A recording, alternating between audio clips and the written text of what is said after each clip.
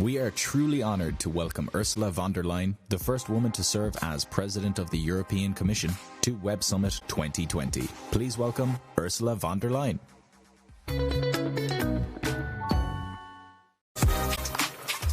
Dear friends, I'm a tech optimist.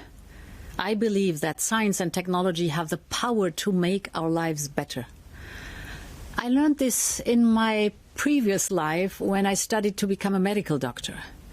Technology saves lives.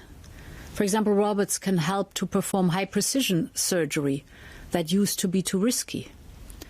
Or artificial intelligence can help identify cancers that used to go undetected. And new vaccines could put an end to the pandemic and gradually free us from this virus. The impact of the so-called deep tech in our lives is more visible than ever before.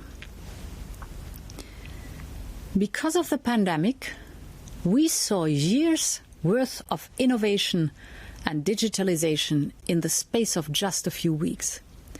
Businesses of all kinds have digitalized all or parts of their operations, from production to sales and customer care. And thanks to this, they are surviving the lockdowns. People who had never even ordered a pizza online have got used to all sorts of online services. And a huge event such as Web Summit can still gather tens of thousands of people, even if only a handful of you are in Lisbon right now. All of this has been possible because of people like you, tech pioneers and evangelists, those who are exploring the latest frontiers of innovation, and those who bring technology in every home. Thank you for your contribution. Thank you for making a positive difference in billions of lives. It is because of your incredible value that the tech sector is defying the negative trends in our economy. It is particularly true here in Europe. In 2020 alone, the value of European tech companies has risen by almost 50%. Europe's tech sector is attracting more international venture capital than ever before. In fact, Europe is attracting more capital for startups at seed stage than any other region in the world. The pandemic has been a catalyst and an accelerator of change. But these trends had already been visible for quite a while. In the last 5 years, the value of European tech companies has quadrupled. Europe has the highest number of top artificial intelligence scientists who are publishing their research in the best journals across the world. And there are more software developers here than in the United States. A handful of European startups, born in the early noughties, have become global leaders in their field. And the alumni of that first class have given birth to a new generation of companies across the continent. Europe's tech sector is coming of age, and Europe has all the potential to be a global leader in the next wave of digital transformation. And yet, we're still punching below our weight. For years, our digital businesses have dealt with way more obstacles than their competitors in other parts of the world.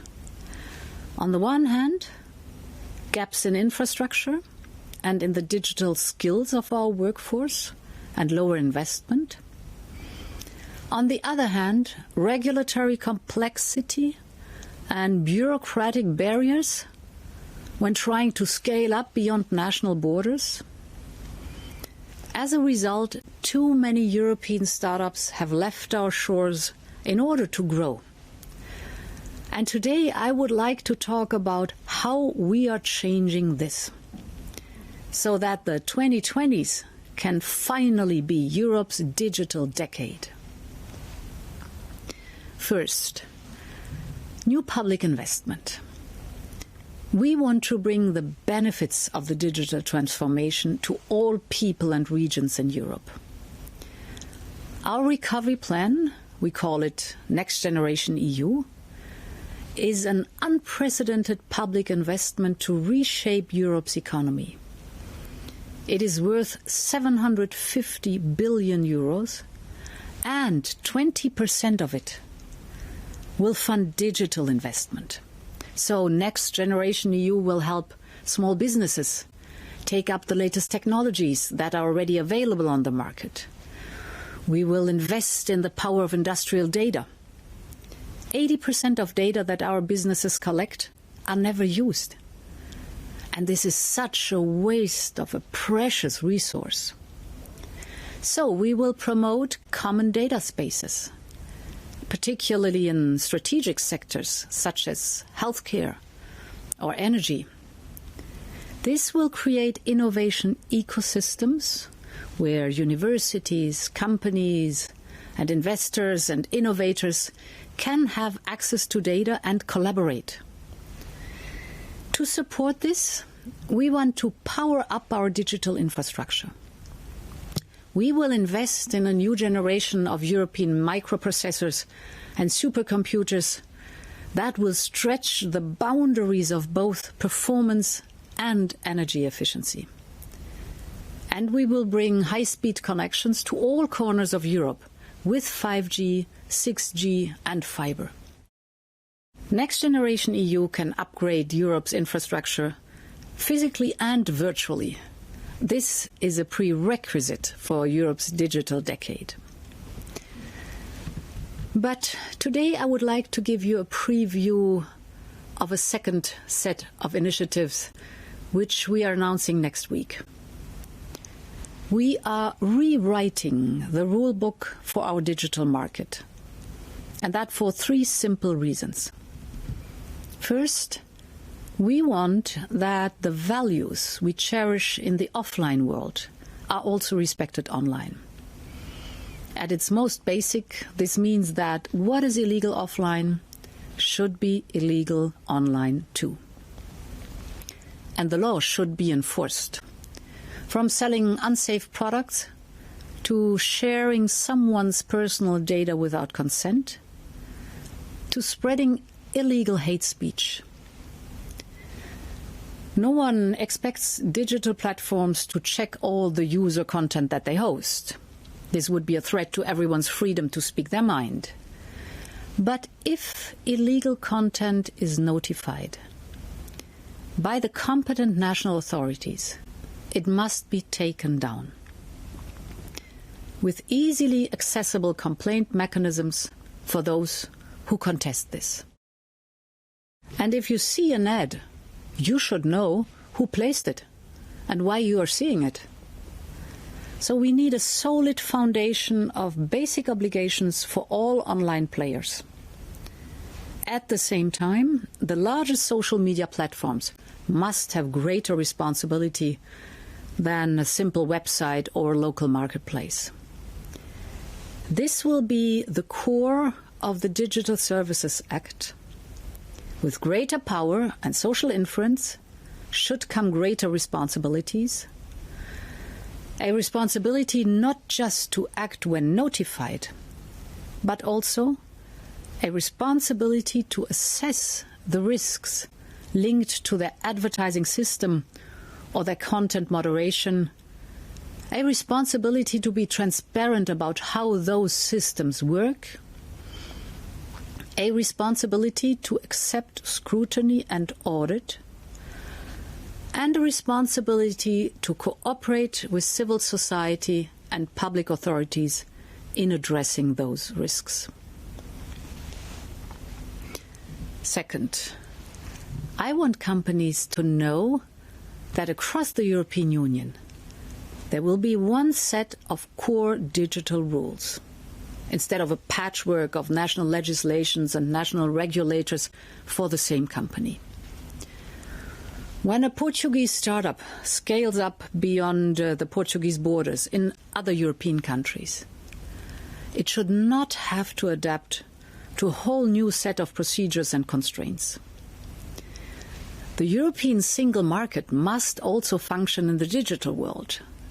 Today, European countries are reacting to the new trends in the digital world with new national laws, so fragmentation is growing. Our Digital Services Act and the Digital Markets Act will change this. We are creating a single baseline set of rules for all digital businesses from Lisbon to Lapland. And finally, I believe in the power of free enterprise. I believe in an economy where we all play by the same rules and we all have a fair shot. All companies should be able to compete on a level playing field, and it shouldn't matter whether they are the first to get on the pitch or newcomers. Big digital platforms, from search engines to social media and online stores, have made our life in lockdown much more bearable. They have allowed companies to stay afloat. They kept us in contact with the world and with our loved ones. They are profiting immensely from this, and rightly so. But in a free market, it shouldn't be up to a private actor to decide if another company can access the market and build its own success. Platforms cannot be the new Leviathan. With the Digital Markets Act, we are setting some basic boundaries to the power of gatekeeper platforms. For instance, they shouldn't discriminate in favor of their own services. And users should always be in control of their own data and be able to take it with them in a usable form. This is a matter of fairness. But it is also important that people like you can continue to innovate and to get as far as your talent will take you. Today, more than ever, we need visionaries who can experiment and think outside the box, to exploit industrial data, to put artificial intelligence in good use, to bring solutions from deep tech to fruition for businesses and families. I want Europe to be a place where innovators can thrive, a place where startups can grow into giants, and a place where young talents can bring their ideas to life. And for this, we will strive to invest in the right assets. We want to remove the obstacles that stand on the way of progress.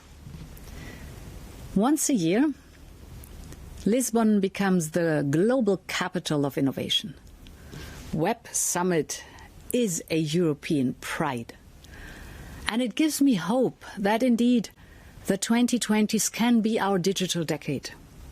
I thank you very much.